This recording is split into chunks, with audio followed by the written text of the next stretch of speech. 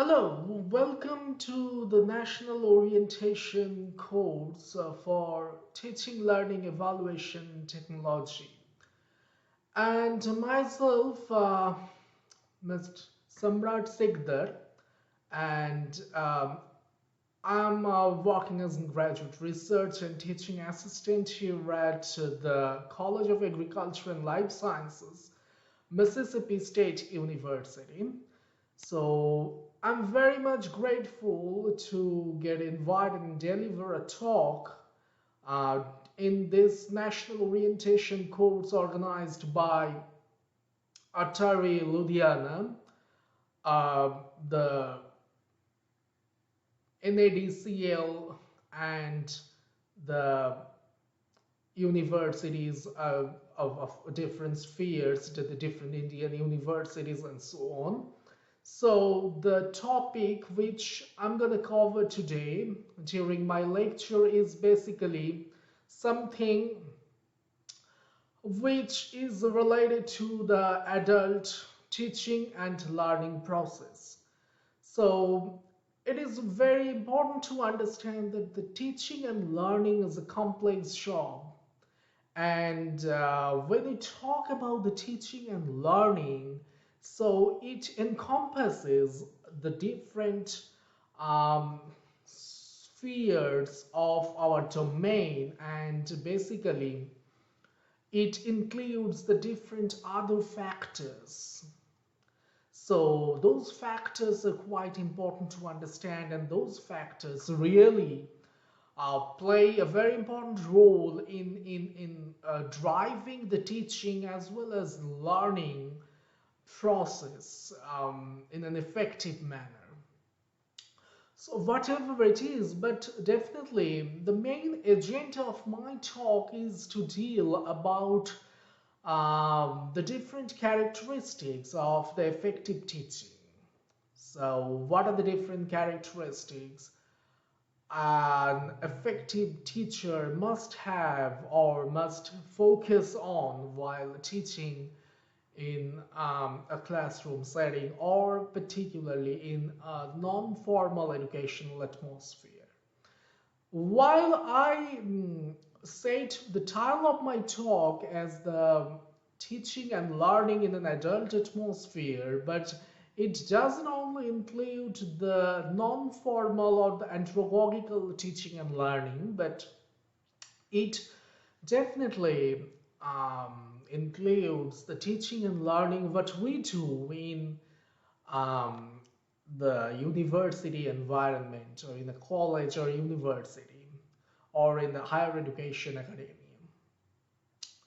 So it is important to understand that the teacher or the effective teaching must have and follow certain principles on an overall basis. So it is not just that, but I would also focus on the principles of teaching and learning in today's talk. And in my talk, I would also focus on the learning as a process overall. What is learning and what does that mean? And definitely the different principles of learning and also the different principles of teaching.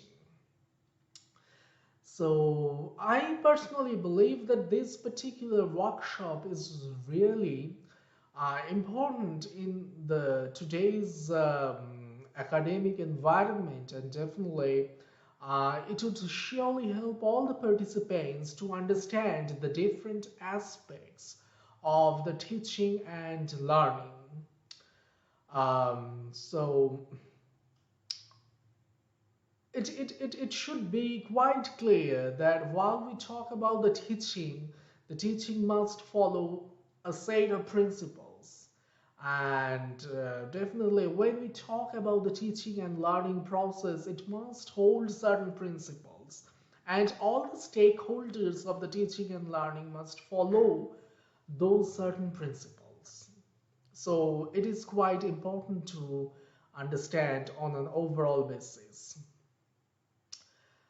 Apart from that, I will talk a bit about the learning process. What do you understand by learning? And definitely, what are the different sets of principles we need to follow while learning, and definitely what are the different principles we need to follow while teaching. So, because I believe that this orientation course is all about the teaching, learning, evaluation technology, and definitely um, it is important to understand about the teaching and learning on an overall basis, because that's what the course is all about. Now, if I focus on the teaching, the teaching as a process, and definitely the teaching is a complex process. So it's not so easy what we believe. And sorry, so the teaching is something which needs to be focused and framed as a process of delivering the knowledge. But when we talk about the teaching, we need to remember that there are certain characteristics of the effective teaching. So that's the point where I'm trying to focus on. So I'm not trying to say that the teaching is a process what we all know. We all know teaching, yes, and definitely all the participants here, and I strongly believe that you all are engaged in teaching. You all are engaged in teaching somehow, and you all are well aware about the teaching and the learning. But certainly, some of the teachers, and I should say that most of the teachers do have some sorts of confusions, and they're a bit unclear about the important characteristics they should rather embed in the process of teaching. Now, while we say the characteristics of the effective teaching, we must focus on the aspects of the clarity. Now, the clarity is basically that as a teacher, we need to ensure that the subject matter possesses organization and the structure. So, the subject matter, what I'm going to teach my students or a group of audience, must follow a proper organizational structure. So, it should be well structured, it should have a proper setting and setup and everything. The students should be able to identify the purpose and the direction of the lesson, and definitely, if the student is not clear about the purpose and the direction of the lesson, and they are not clear about the objectives of this particular lesson, so they will not be able to get engaged in the process of teaching on an overall basis, which is pretty important, I believe. And definitely, if I try to say that a student is not engaged in the process of teaching and learning, so the teaching is not effective. On the other side, the learning is not effective. So it is very important that we need to um, focus on the aspects of clarity. An aspect of clarity is playing a vital role every time.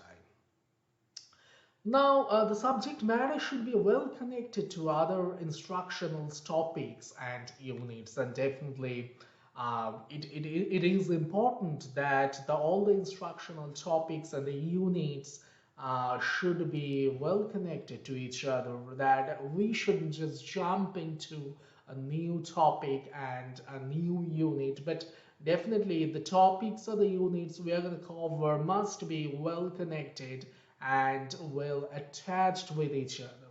When I'm trying to define and teach the unit 1, and I'm trying to shift from unit 1 to unit 2 or next unit and so on, there must be a proper connections between these topics and the units. It shouldn't be like that the unit 1 doesn't have any connection with the unit 2 and the unit 2 with the unit 3 and so on.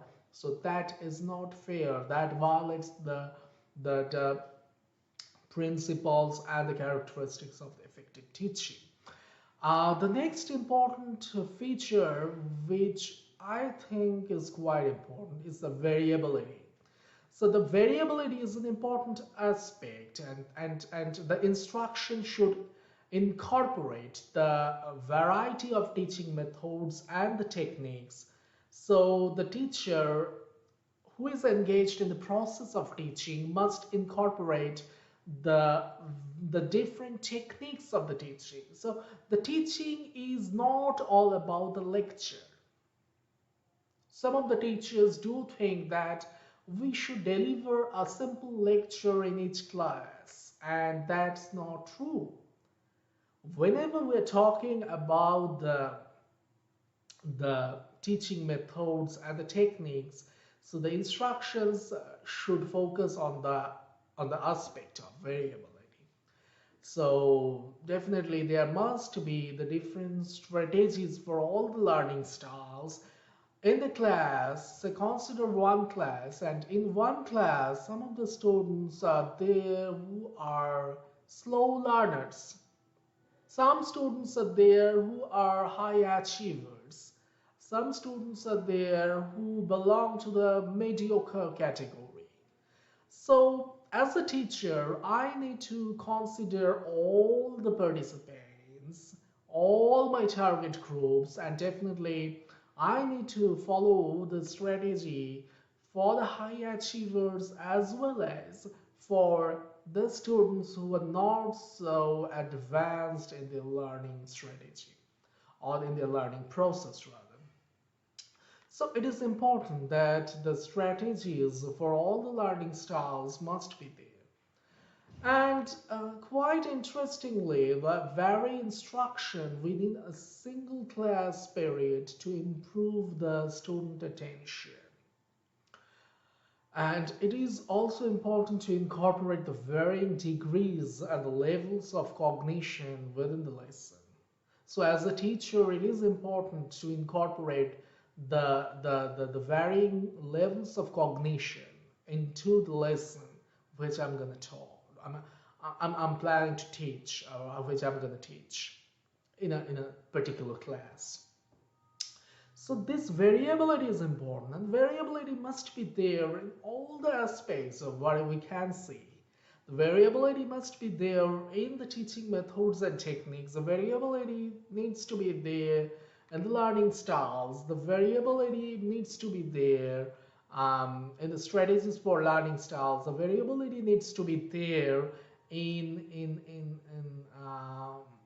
the way of instructions, the level of instructions, or the type of instructions.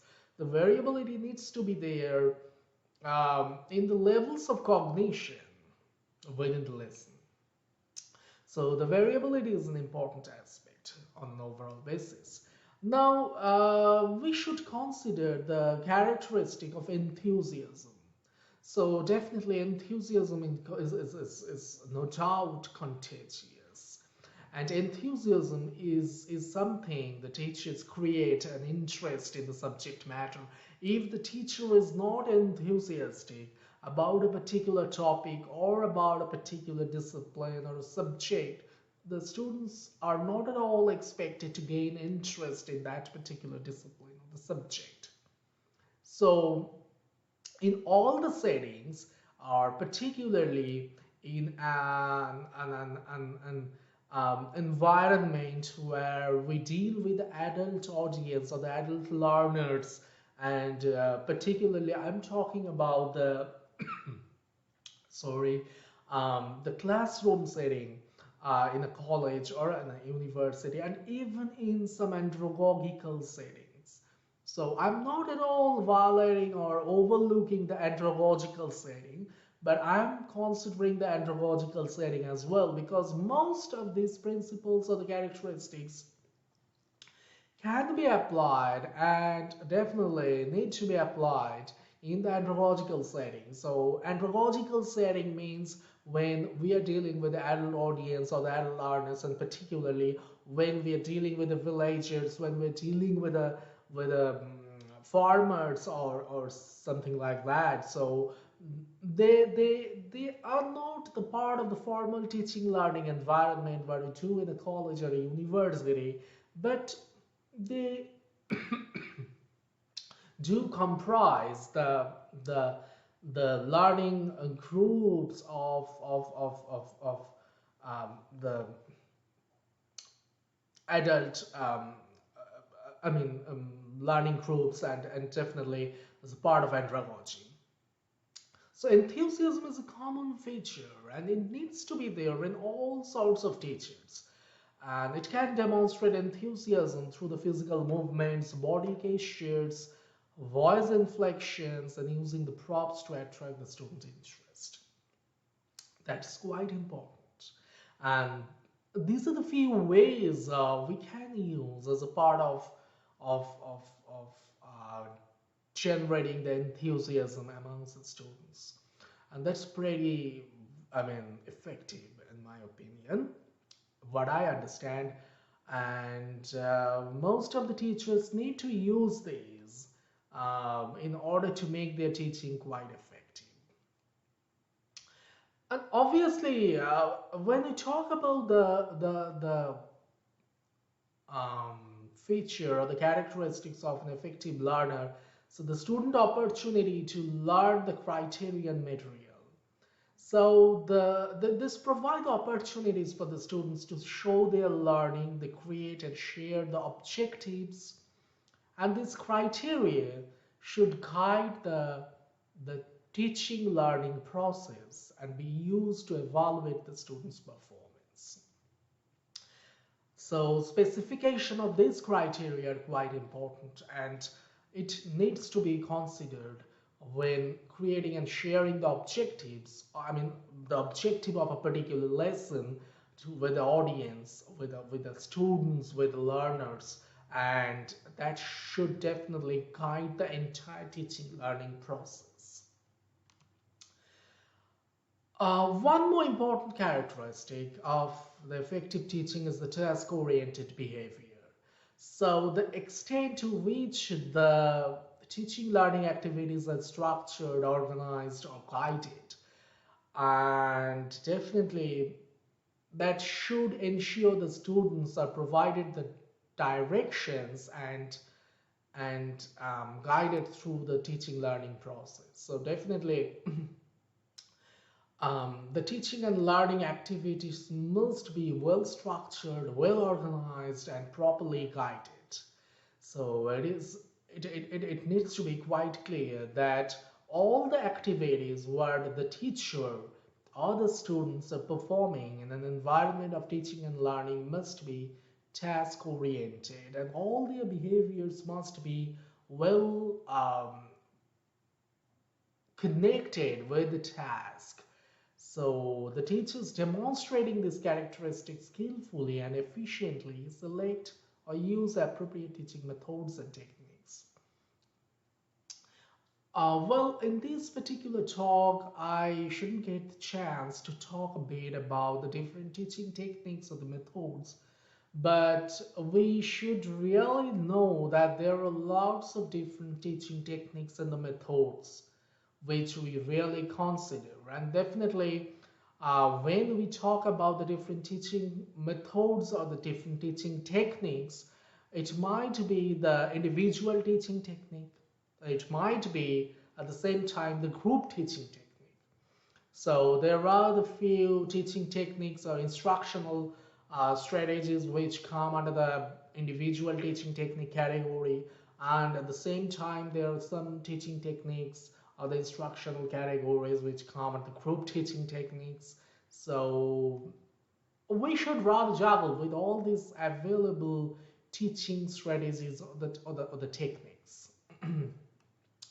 And quite importantly, the teachers demonstrating this characteristic skillfully and efficiently select or use appropriate teaching methods and techniques. Um, so there are a few more important features or the characteristics of an effective teaching and learning. So for example, um, as a teacher, we need to use the students' ideas. It shouldn't be rather the top-down teaching technique, but it should rather be a participatory way or the style of teaching. So we really need to consider the ideas which students hold, which students share, and they're trying to say. So we shouldn't really overlook the ideas of the students, but we should really consider the ideas, all the concepts, all the thoughts, all the concerns which students hold and want to share with us as as learners of my class. So it is also important to use less criticism, and um, obviously the criticism is important. We need to criticize the work of our students because that's a way how they would be able to know about the different weakness or the loopholes they have. But the criticism shouldn't be in an excessive manner. So the excessive criticism is not accepted or recommended in a proper, effective teaching atmosphere. So this is an important point, which as a teacher, the people should consider and remember. Using the structuring comments is quite helpful, and definitely one quite interesting feature of teaching is using questioning. So we should really question, we should rather endorse questioning. If the students are trying to ask a question, you need to accept and welcome that. So in an formal teaching environment, it shouldn't be like that.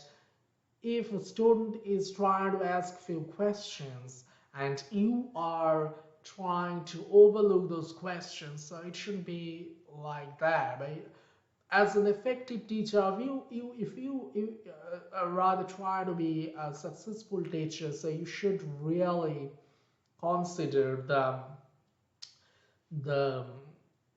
well the I mean questioning behavior. So I mean you should question your students, and if the students are having uh, any thoughts and concerns and ideas they want to share with you, you should welcome that. So it shouldn't be a didactic type of teaching and learning. That means where the teacher comes to the class and they um, deliver the lecture and he or she will leave the premises. So it is not at all a proper and effective way of teaching. Well, lecture is a type of teaching, but that shouldn't be really the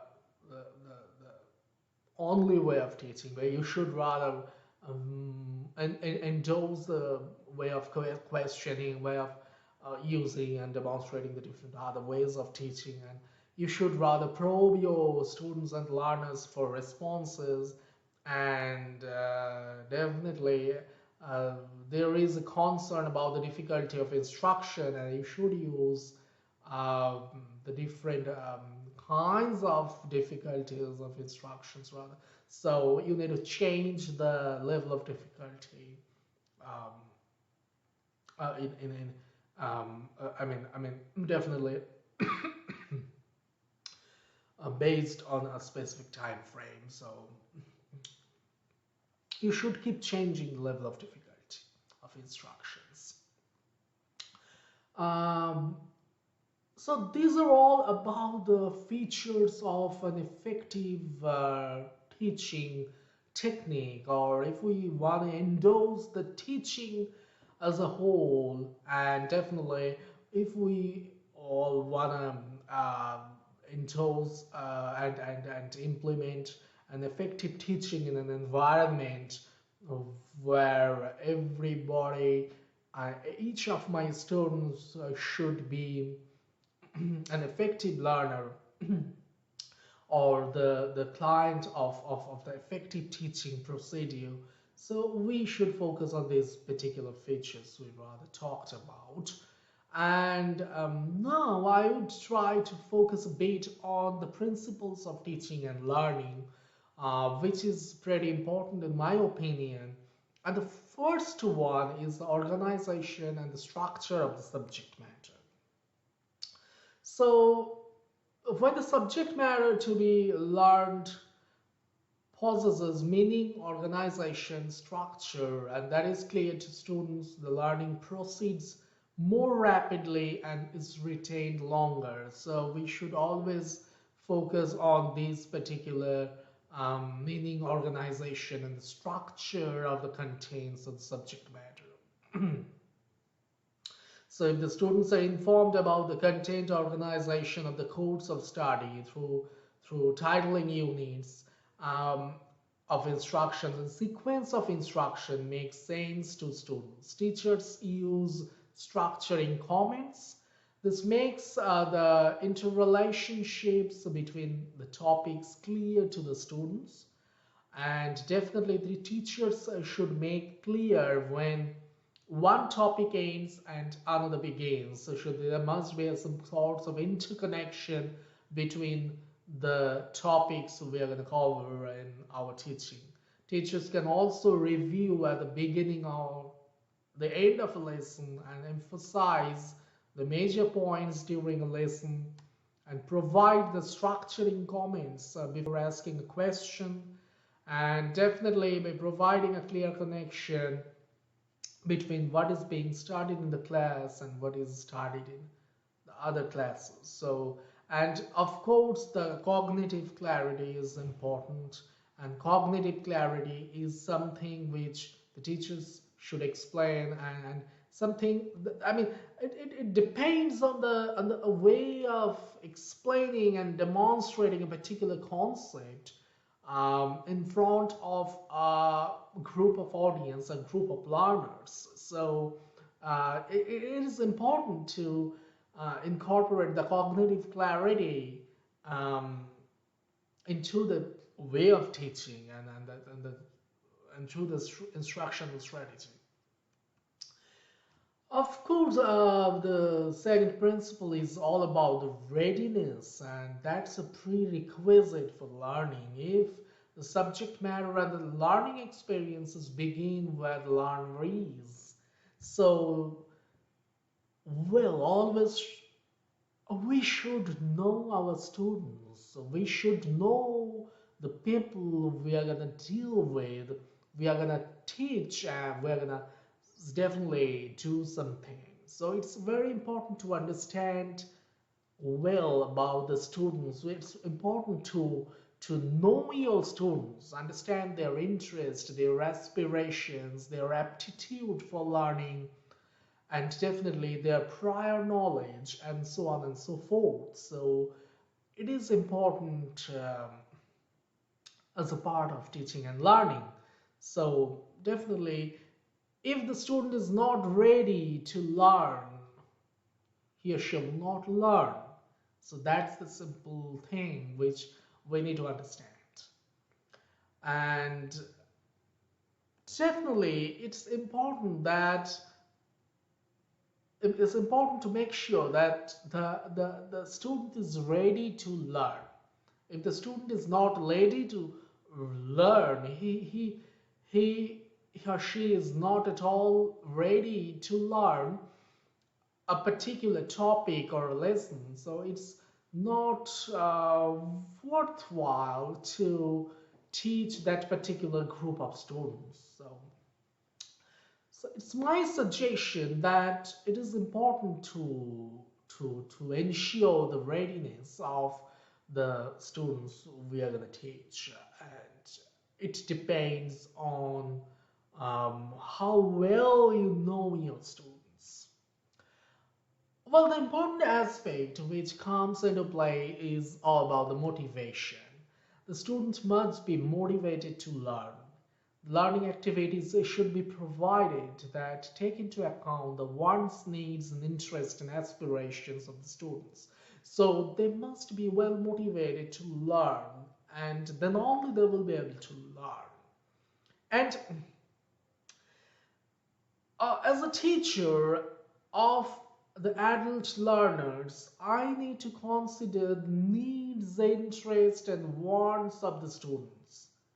So it shouldn't be that if I'm considering something is important and that needs to be taught, I'm gonna talk. I'm gonna get into the class and or in a certain environment.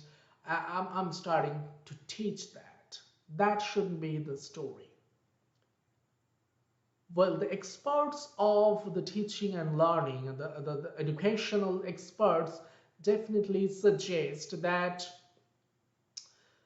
you need to assess the wants, needs, and interest of your students, and then only you will be in a position to incorporate the teaching in a proper manner and just to make your teaching quite effective. So I think that's really important that as a teachers, we all want to get involved into an effective teaching. As learners, we all want to learn our best. So it is important to know your students. It is important to assess their wants, needs, interests, and aspirations. And my teaching should rather be in line with all those things. So as a teacher, it's not just my task to do my own preparation of delivering a lecture and just get into the class and deliver that lecture in front of a group of audience or learners. No, that's not true. Because apart from that, I have few more tasks.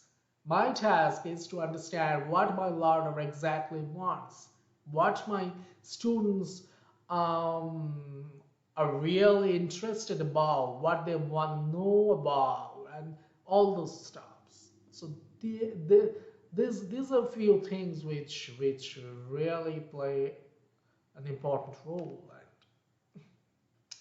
One more important principle is that students are motivated through their involvement in setting goals and planning learning activities.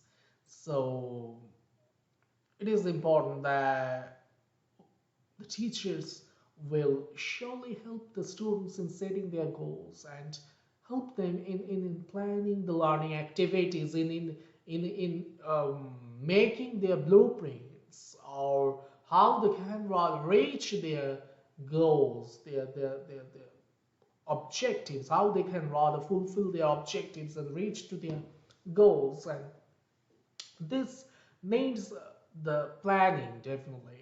And as a matter of fact, if the teachers are not, how to put it, that if the teachers are not well interested in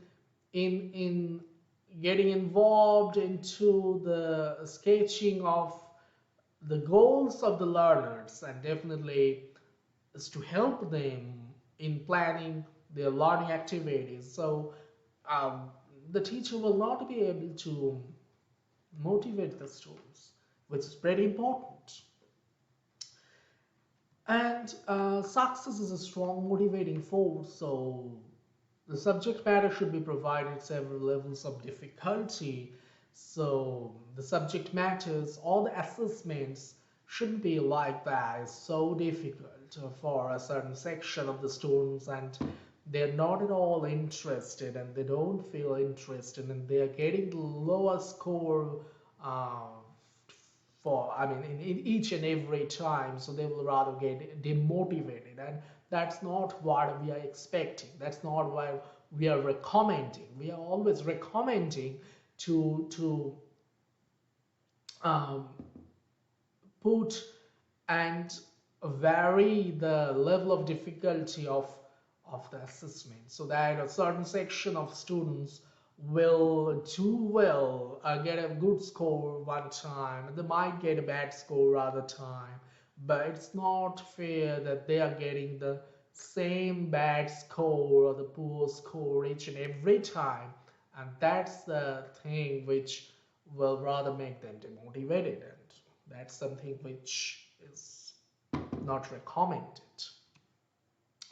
Other principle will rather be the students are motivated when they attempt tasks that fall in a range of challenge such that the success is perceived to be possible but not certain. So definitely the failure is a part of every game, each and every game. So we should let our students know that, well, you should go for success, you should chase success, but that's not something which is pretty much certain.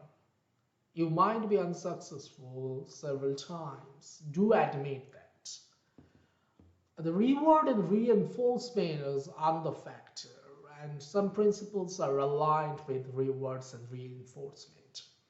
So definitely, when the students have knowledge of their learning progress, the performance will be superior to that.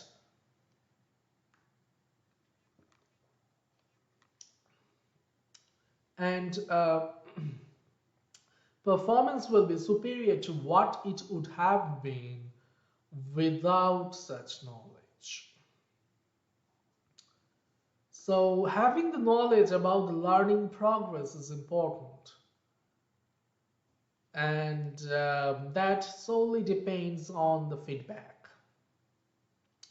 As a teacher, we need to diagnose the strengths and weaknesses of our students. And definitely, we must let them know that these are the strengths and these are the weaknesses you have. You need to do something um, based on that. Now, there are the several different strategies or the techniques for providing feedback to the students, and that might be through the tests and exams, that might be through questioning during discussion, might possibly be through the observation of the student performance. And we also have the opportunity to provide the written comments on the assignments or the works the students submitted. The behaviors that are reinforced or rewarded are more likely to be learned. That's also an important principle. To be most effective, the reward or the reinforcements must follow as immediately as possible the desired behavior and be clearly connected with that behavior of the student. And as I said earlier, that the techniques of teaching is also an important part. So the directed learning is more effective than undirected learning. The teacher should provide organization, structure of the teaching learning process. The teacher should make sure the students know what is to be taught and what learning outcomes are expected. Select and use appropriate teaching techniques. They supervise the learning activities. They provide the instructional materials and media. They evaluate the effectiveness of instructions. So these all are the part of the directed teaching techniques. This principle is rather talking about the maximization of learning. How can we do that? The students should inquire into rather than to be instructed in the subject matter. So it's a technique where the teacher would inculcate a certain behavior of inquiry amongst the students, and they would rather get provoked to um, inquire certain things and not just read and muck up in memories. The problem-oriented approaches of teaching is quite effective. So we always emphasize problem-oriented approaches to teaching because it really helps in learning. Students learn what they practice, so they need to be in the process of practice in order to enhance their learning. This principle rather talks about the supervised practice, and the supervised practice is most effective, occurs in a functional educational experience. So the practice is important, but the practice is not just all about the unsupervised practice, but I would always suggest to endorse the supervised practice. And the supervised practice is basically a functional educational experience. The transfer of learning is also associated with the principles, and the learning is more likely to take place when information that is taught and used immediately. The transfer of learning is more likely to take place when what is to be transferred is a generalization, a general rule or a formula. So the transfer of learning is more effective in that case. And students can learn to transfer what they have learned, and the teachers must teach the students how to transfer the learning to laboratory or the real life situation. So what I'm just getting from my lecture or whatever, so that teaching must endorse the students to effect and definitely utilize what they're getting in the class, and definitely what say for example that I'm trying to teach a certain group of audience. I'm trying to teach students about the process of rice transplantation or something like that.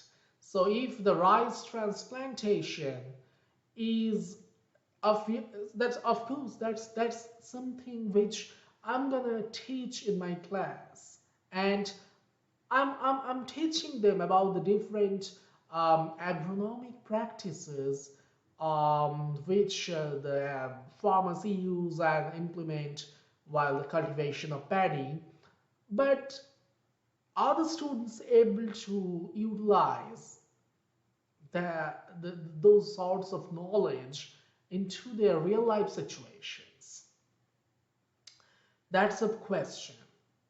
And that's the transfer of learning. So the transfer of learning is quite important in every cases.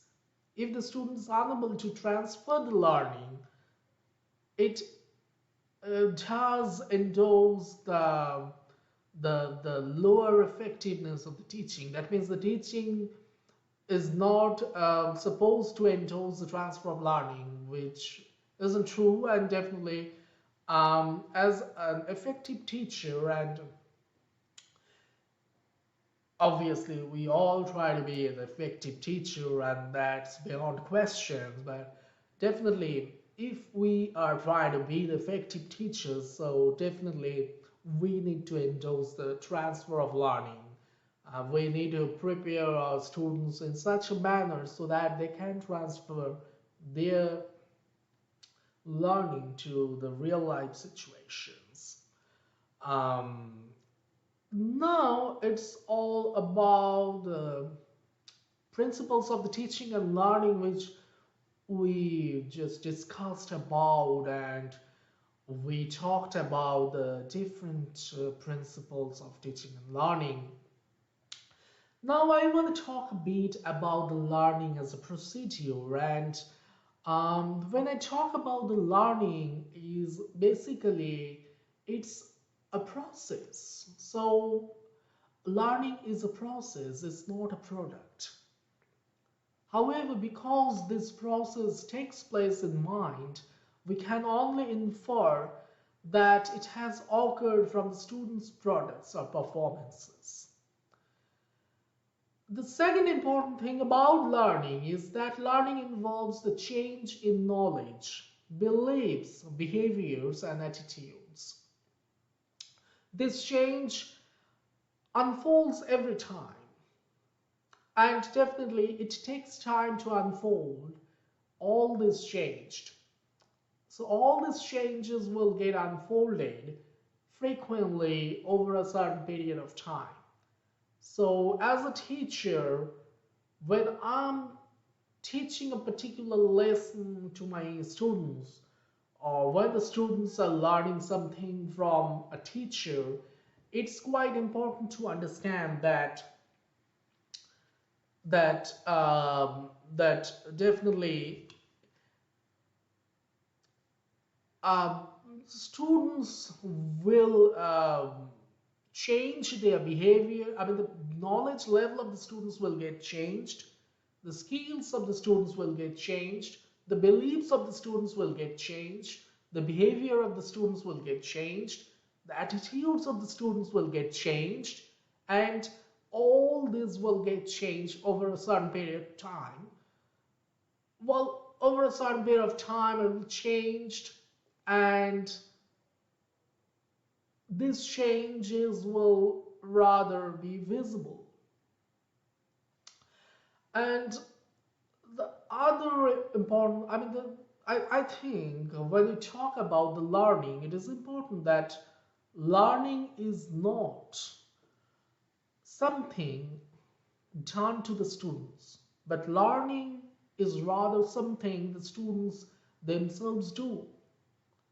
So we can't ensure the learning of the students because learning is a process on the part of the students, but learning is not something what the teachers will do. The teachers can do something from an outside environment, but he's not supposed to ensure the learning because learning is on the part of the students. So learning is not something done to the students, but something the students themselves do. I'm emphasizing this particular sentence. So it's the direct result of how the students interpret and respond to their experiences, the conscious experience as well as the unconscious experience, the past and present. So it entirely depends on the students. In case of some students, the learning is fast. In some students, learning is a bit slow. So there is a difference in the degree of learning. Now, why does that happen? Because that happens. It's because learning is not something what a teacher is supposed to do. The teacher is not supposed to push a button and the students will learn. That's not the game. On the contrary, the game is a bit different. The teacher will try their best. The teacher is kind of facilitated. The teacher can facilitate the process of learning. He or she is in the position of a facilitator. But he's not supposed to push a button and the students will get learning. So the students will get started learning. So it's not possible. That's an absurd idea. Uh, so as a matter of fact, we should consider all these things when we rather talk about the learning. And when you talk about the principles of learning, so we should really consider the student's prior knowledge because that's something which really plays a vital role, which really matters, and which really is something which can help the process of learning or hinder the process of learning at the same time. So the students come into our courses with knowledge, beliefs, and attitudes gained in other courses and through their daily lives. So they have already a set of knowledge in their minds. So as students bring this knowledge to bear in our classrooms, it influences how they filter and interpret what they're learning. So if the student's prior knowledge is robust and accurate and activated at the proper time, it provides a strong foundation for building this new knowledge. However, when the knowledge is inert, insufficient for the task, or activated inappropriately or inaccurate, it can infer those with or impede the new learning. So definitely the students organize the knowledge, and that influences how they learn and apply what they know. And very importantly, one principle suggests that the student's motivation determines the directs and sustains what they do to learn. So, as I told earlier, when I was talking about the principles of teaching and learning, I say the student motivation is important. So, I was talking about the motivation which a teacher needs to inculcate amongst the students, and definitely on the part of the students, it's also important about, and it's important for the students to get motivated, because then only they will determine, direct, and sustain the matters what they have learned. Um, well, now when we talk about developing the mastery, it's not a very easy task.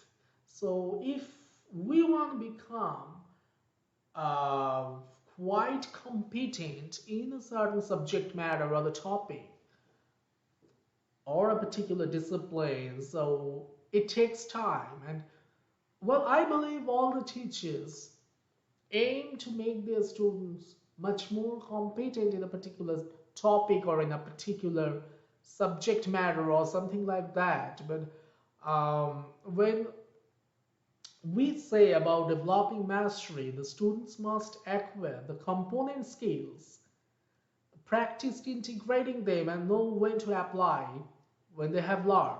So in developing mastery, they need to go through three different phases.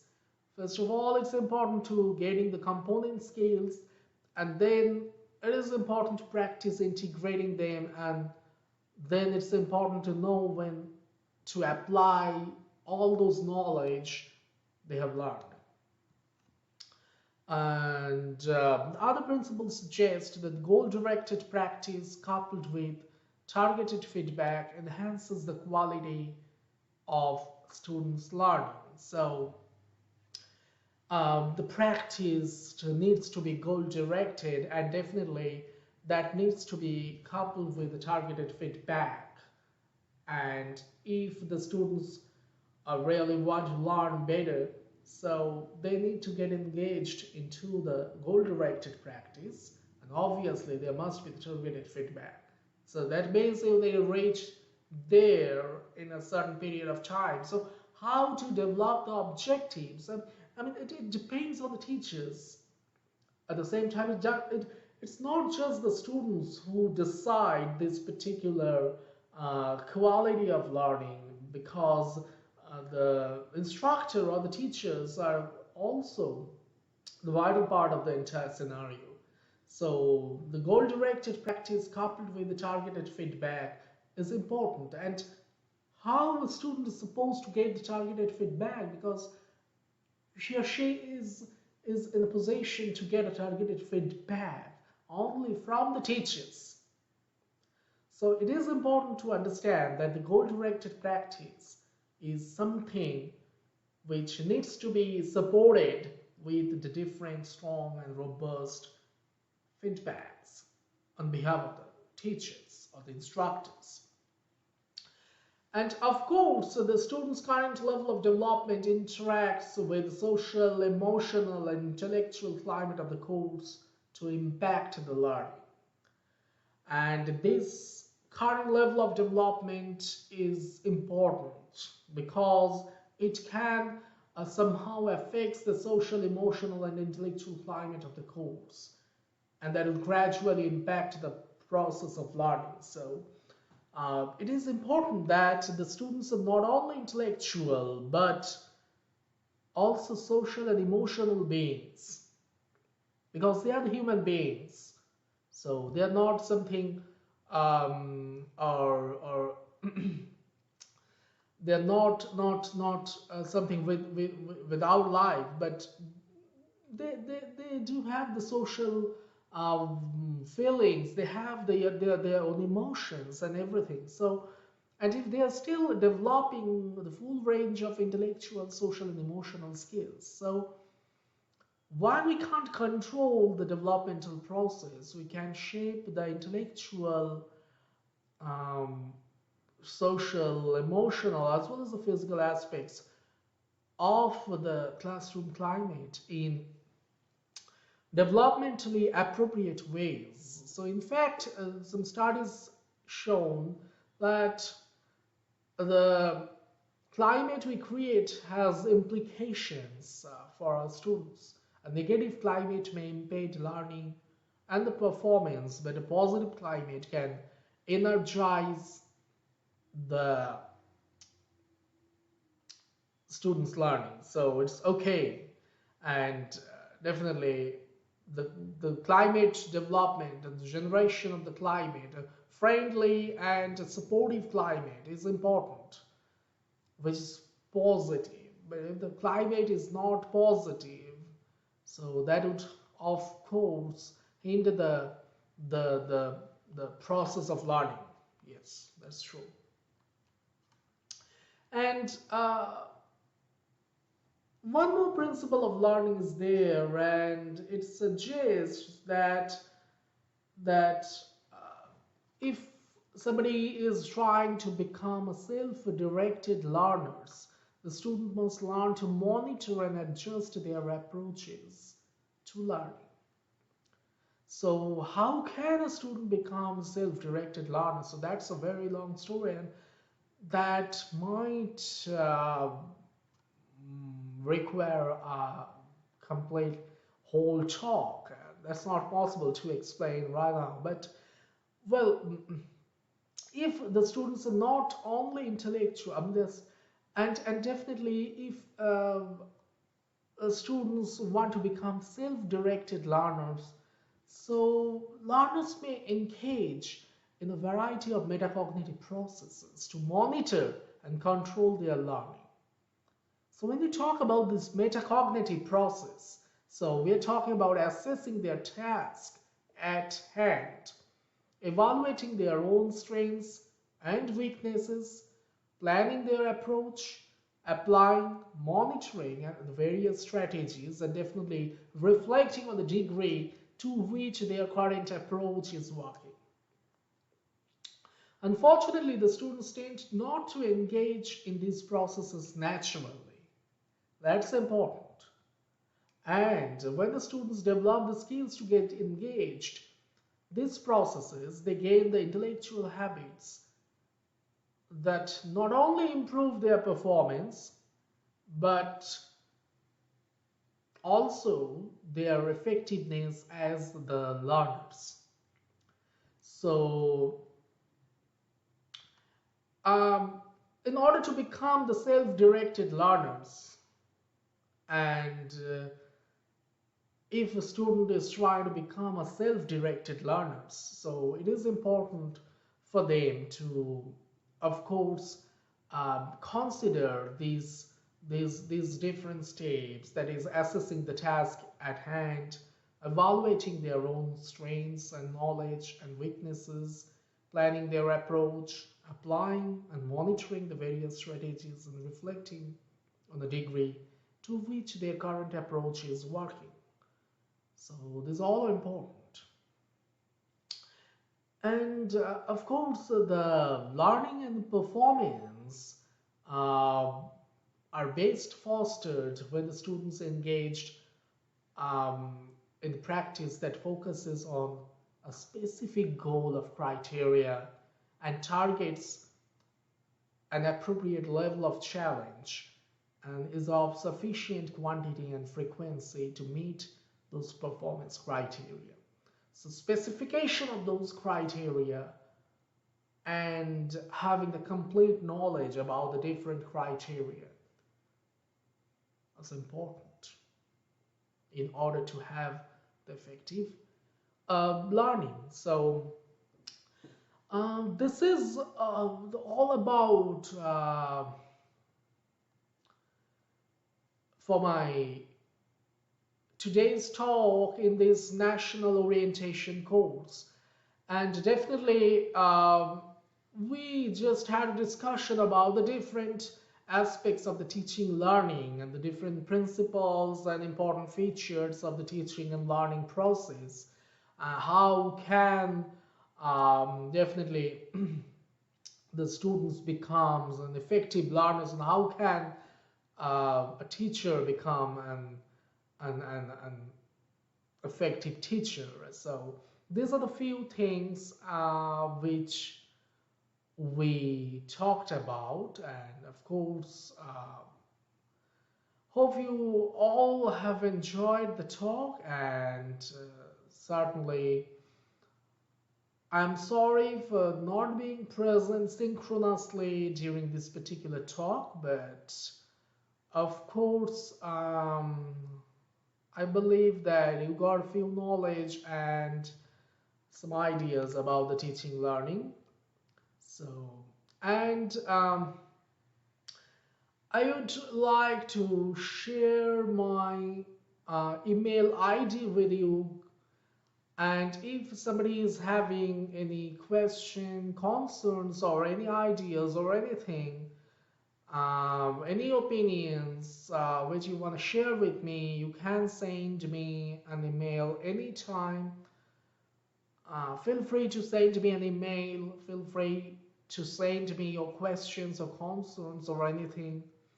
So this was really difficult for me to get present there synchronously during this presentation because there is a very huge time difference between um, these two different countries. So, because I'm currently here in the United States, and the Indian time and the United States is having very different time frames. So it's the very midnight here. Uh, I mean, and that's why I wasn't able to get present there in this particular program, and particularly during my session, of course. Um, but well, it's okay, and definitely thank you very much to all the delegates and to all the participants in this national course and national orientation program, rather, on teaching, learning, evaluation, and technologies and those stuffs. And hope you will have a very impressive lectures and talks ahead, and because I know you all will enjoy more talks in the next few days, and of course all those will be very interesting, I strongly believe. And I'm just putting my email ID here so that you can share your concerns, questions, or anything if you have with me anytime. So this is my email ID, and it's open for all. You can send that. Uh, of course, you can send anything, any concern, thoughts, ideas, questions uh, to my email ID. Send me an email, feel free, and definitely thank you all very much once again, and have a lovely day. Thank you very much.